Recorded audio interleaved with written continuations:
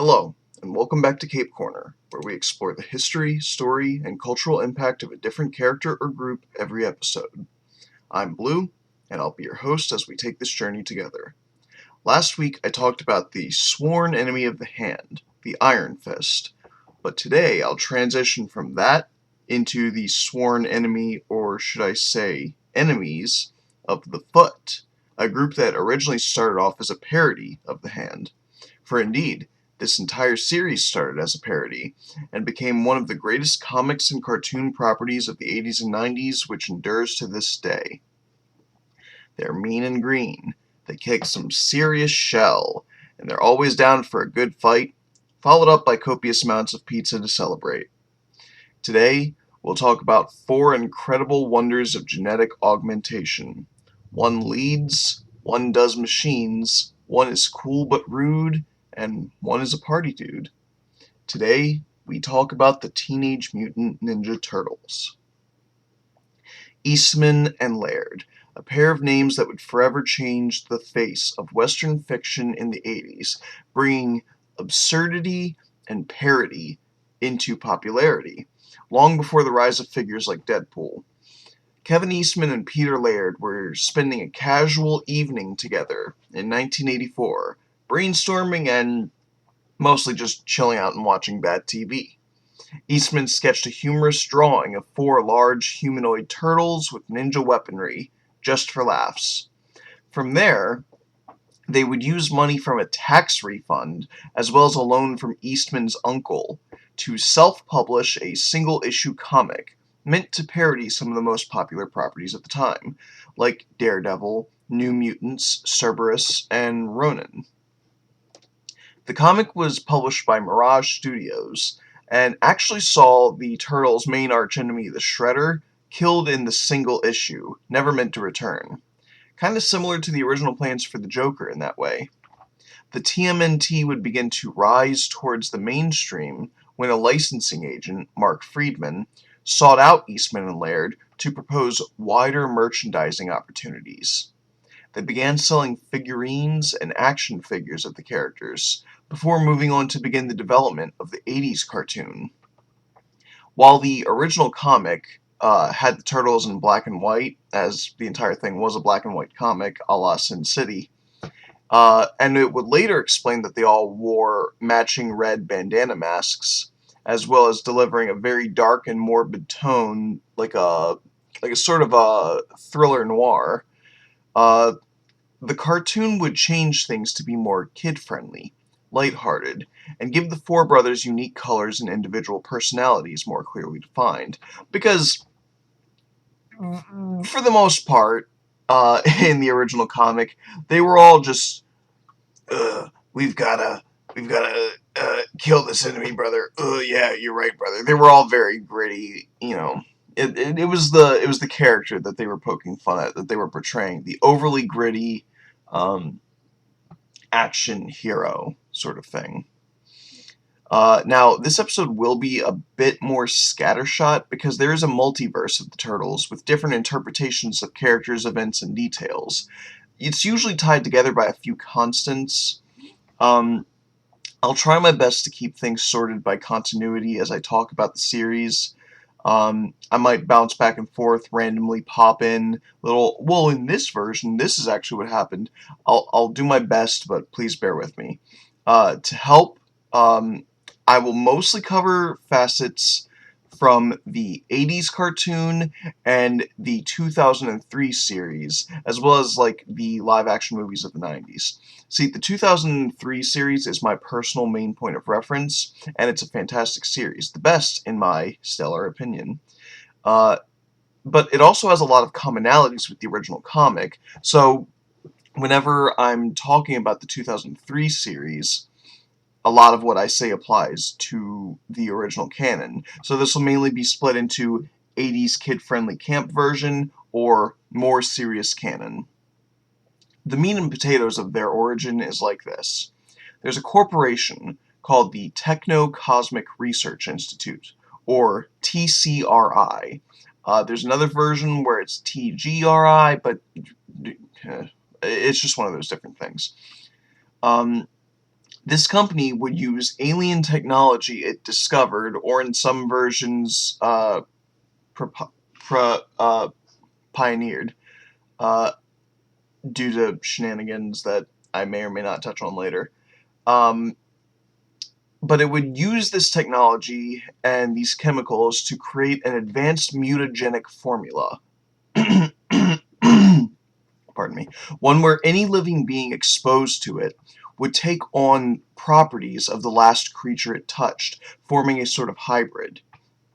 A truck hauling canisters of the mutagen was driving through the street when it swerved to avoid a boy walking in the road.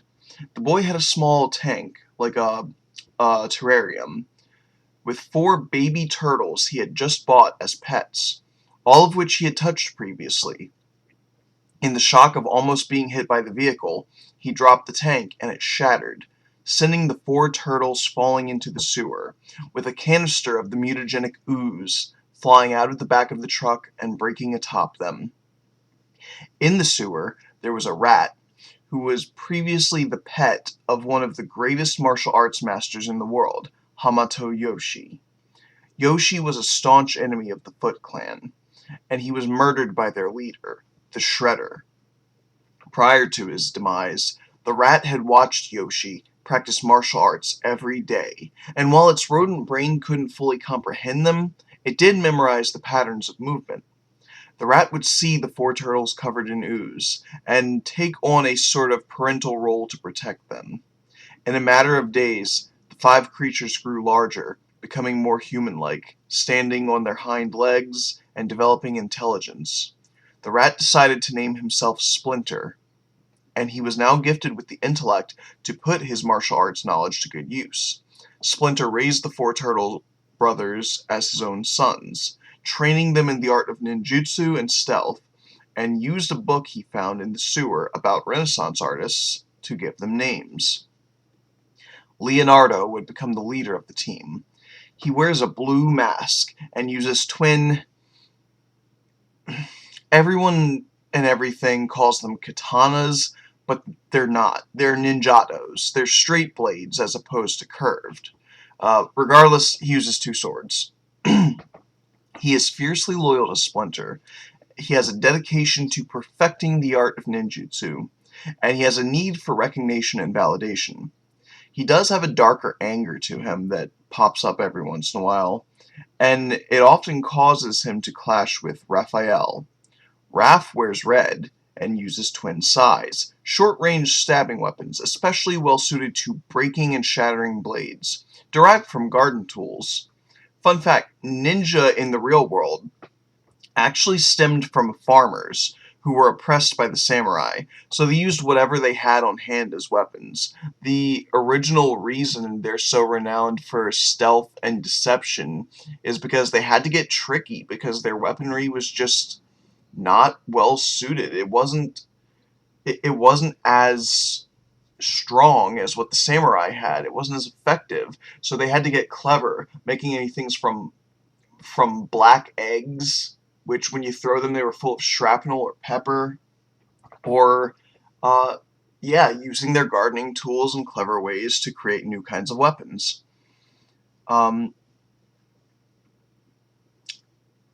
So Raphael is brash, hot-headed, all about muscle and action, and he has a strong rebellious streak.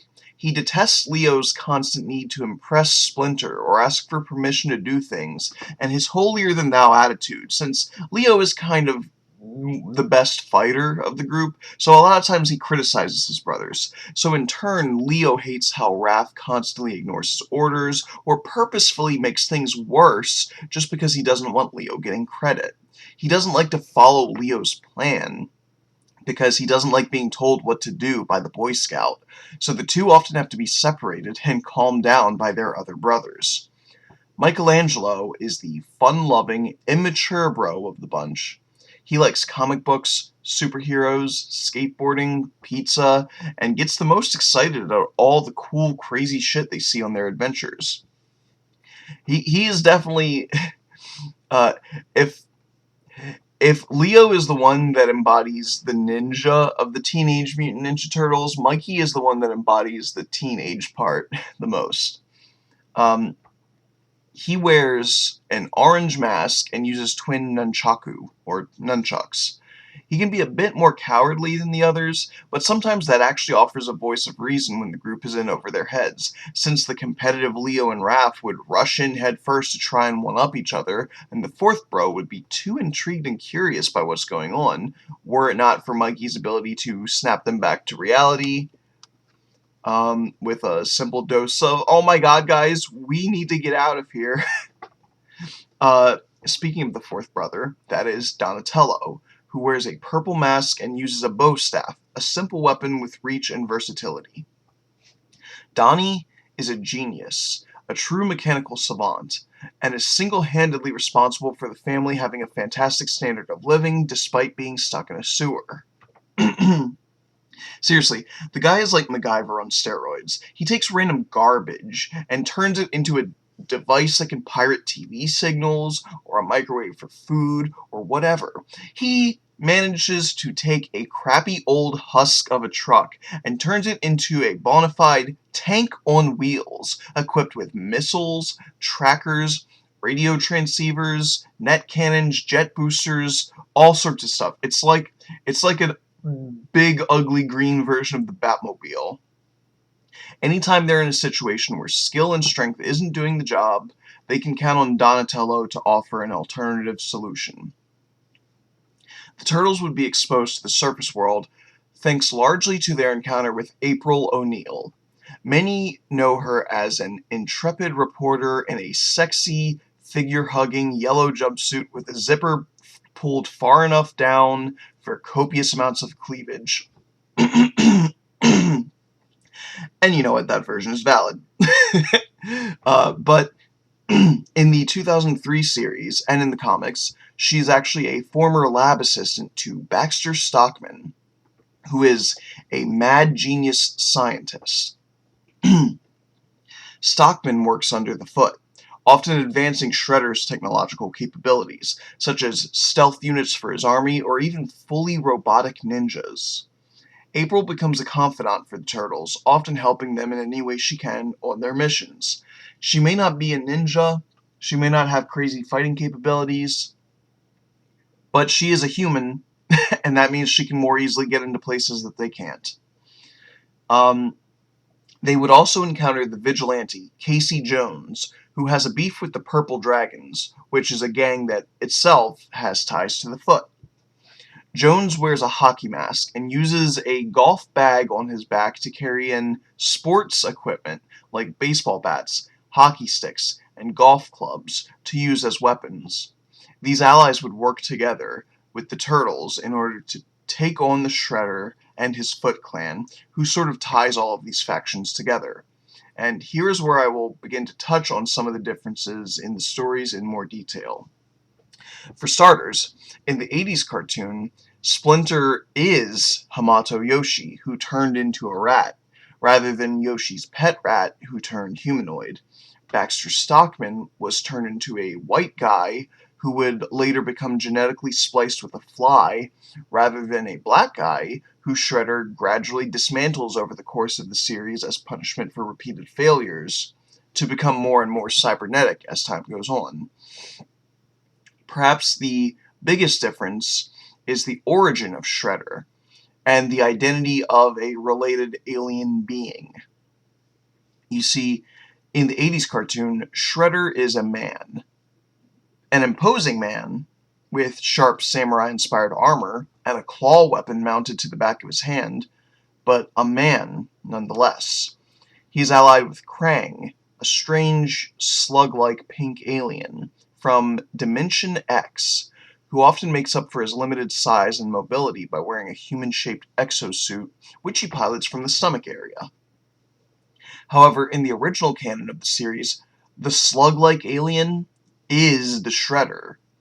Shredder, or his real name, Chirel, is from an alien race called the Utroms, and it is their technology that the TCRI used to create the mutagenic ooze to begin with. Shredder was the galaxy's most wanted criminal, and the Utroms banished him into deep space. He would land in feudal Japan, where he would discover Orokusaki, a feared warlord known as the Shredder. It would later turn out that Orokusaki also stole the name, so we'll get there when we get there. But adopting Orokusaki's identity and creating an exosuit body to mimic him, the Utrom known as Trell would continue Orokusaki's warlord legacy long after the real one's demise, building an empire off of the back of the original Foot Clan that would endure into the modern day. As a result of the vast majority of his body being robotic, this iteration of the Shredder is much more imposing than his human counterpart, functioning much like a Terminator in terms of terrifying feats of invulnerability, walking through fire, tanking bullets and blades, and performing ridiculous feats of superhuman strength. Because for most people, if the Shredder appears, your only hope is escape, and even then it's pretty much hopeless. Because while he may take his time coming to you, his army of ninjas won't allow you to get far. In the 80s cartoon, Shredder uses the ooze to create a duo of mutants for his own purposes. A pair of human criminals known as Bebop and Rocksteady are exposed to the ooze after contacting a warthog and a rhino, respectively. They have a penchant for heavy weaponry, and mostly use their new bodies for the enhanced strength and durability to just go nuts and get extremely reckless with their black market technology, proving to be a legitimate danger for the turtles even if they aren't as skilled. In the 1990 movie, they create similar beings known as Toka and Razar from an alligator snapping turtle and a great wolf. Unlike Bebop and Rocksteady, however, these two do very little more than growl and attack, so they really don't have the personality or memorability of their predecessor duo. Definitely don't have the striking visual design. Bebop has a pink mohawk, and their entire look it's very iconic to the point where I want to say 2018 movie Ninja Turtles Out of the Shadows was like, we gotta get Bebop and Rocksteady in here in an effort to help legitimize the franchise. Shredder also has a daughter, a girl he adopted and saved from poverty, known as Karai. Karai is an interesting character because her devout loyalty to her father is only equaled by her intense code of honor, which are very conflicting forces. She often fails to defeat the turtles because the methods used to get there were scheming and dishonorable, and she doesn't want victory in that way. She's forced to reconcile with the fact that her father is truly evil, and he has no care for things like fair fights or respect for your opponent.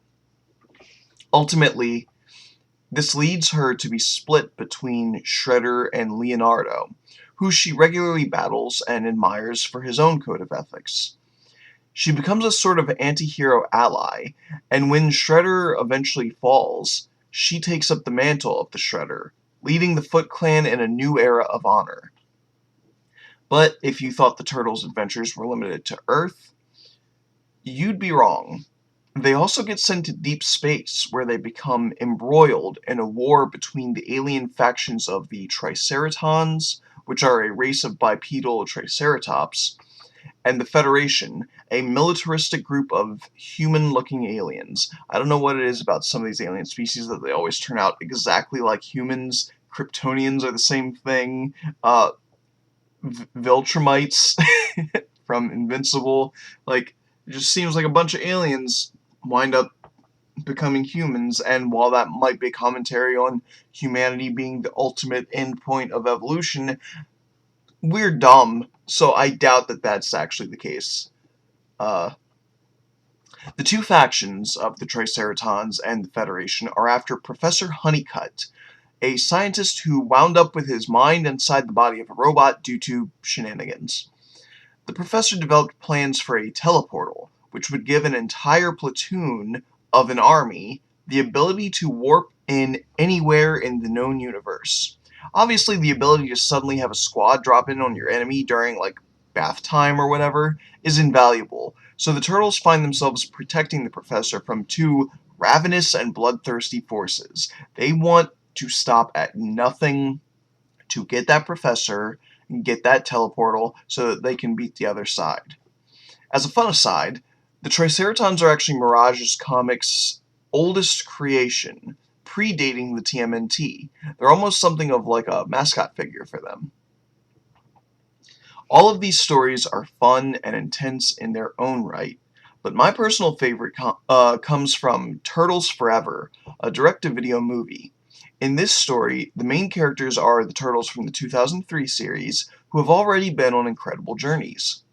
They've toppled the Shredder, discovered his identity as Shirel, the evil Utrom criminal, banished him to an icy comet deep in space, and negotiated a ceasefire with Karai. They've ended the war between the Triceratons and the Federation, and discovered that the original Orokusaki took the identity of the Shredder from an actual demonic entity, the Tengu Shredder, who they defeated by transforming into dragons. Yes, the Teenage Mutant Ninja Turtles turned into dragons, and it was actually fucking awesome. Then they traveled into the future and gained laser versions of their weapons before eventually returning to their own time and defeating a third incarnation of the Shredder, a virus in cyberspace known as the Cyber Shredder. And if you think they did it by hacking a computer, no, they did a full Tron thing, went into cyberspace physically, and battled him. This story has them thinking they've seen it all.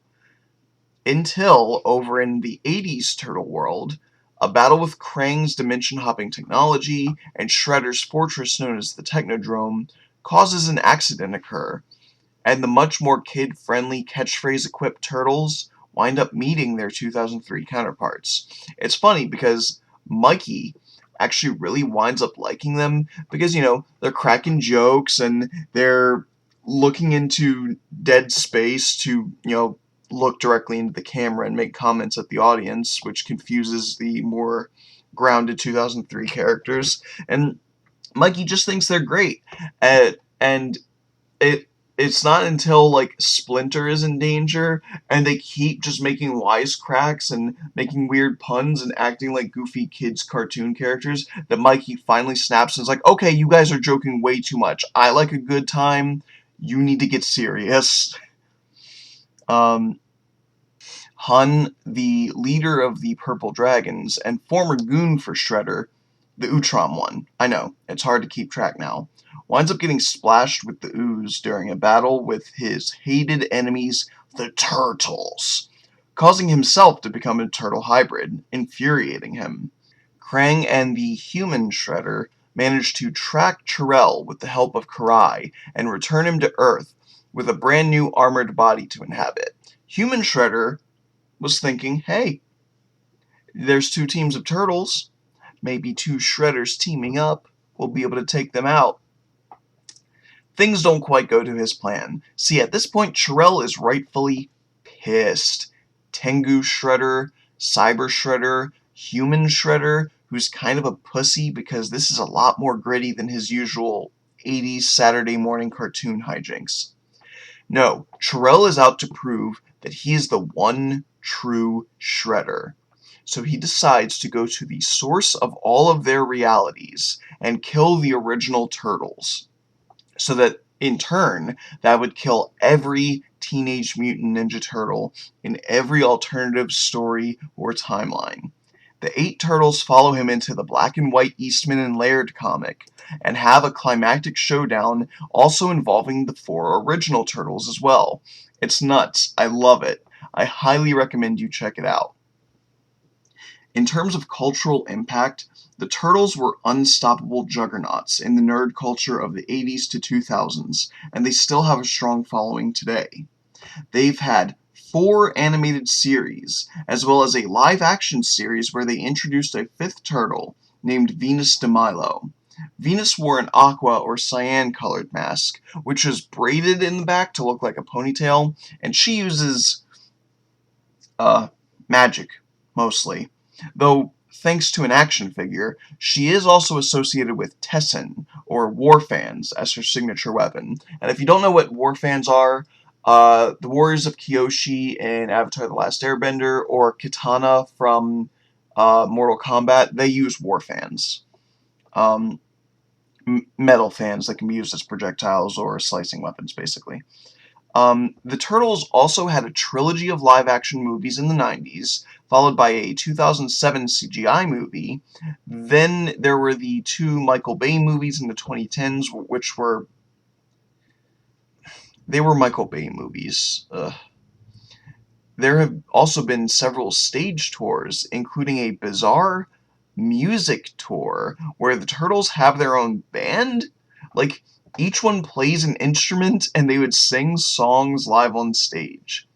That's how insanely popular they were. Now, I could probably sit here and talk about the Turtles all day, but I have to wrap things up. I will say this, though. The boy who touched the Turtles, who was going to have them as pets and almost got hit by the truck, he's actually supposed to be an alternate universe version of another character who had a similar origin. See, the main iteration of that boy had no turtles, and the ooze flying out of the back of the truck splashed into his eyes when the truck swerved, leading him down a much darker path, both figuratively and literally. I'll talk about him next week, so look forward to that. Please give the episode a like and a comment. Follow me on whatever platform you're listening on. Check out my Patreon page. Maybe toss $1 or two my way. It really helps out. Join the Discord, where I post updates and ask for episode suggestions, as well as engage with the community of listeners. Until next time, stay strong, stay true to yourself, and remember, we can all be heroes.